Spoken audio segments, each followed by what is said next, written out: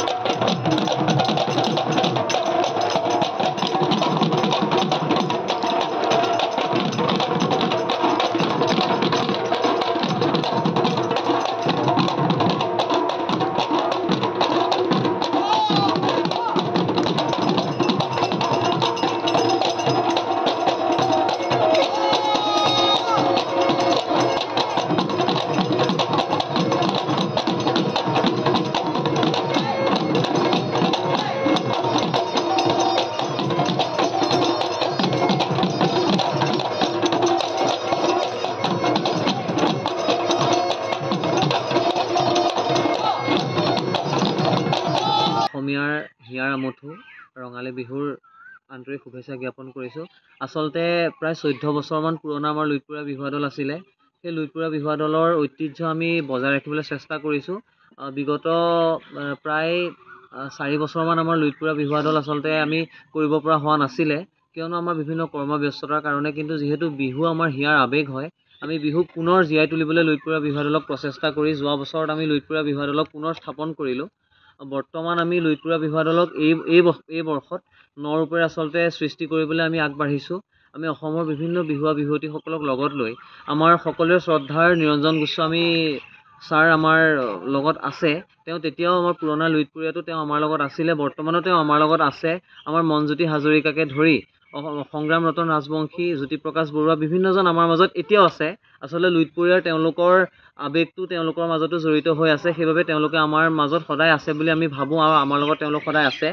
আমি আশা কৰিছোঁ আমাক লুইতপুৰীয়া বিহুৱা দলক ৰাইজে এই বৰ্ষতো ভালদৰে আদৰি ল'ব।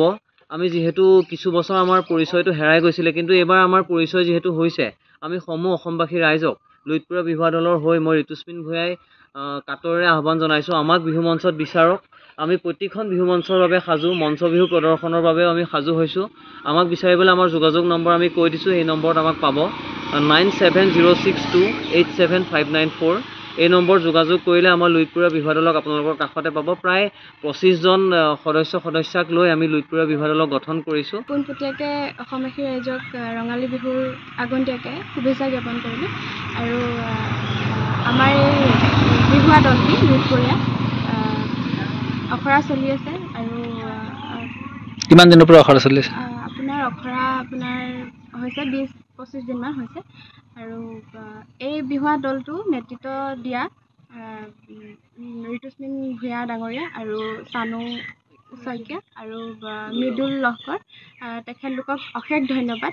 কাৰণ আমি সেই দলটোৰ বাবে আমি নতুনকৈ আকৌ বন্ধ হৈ গৈছিলে বোলে মাজতে।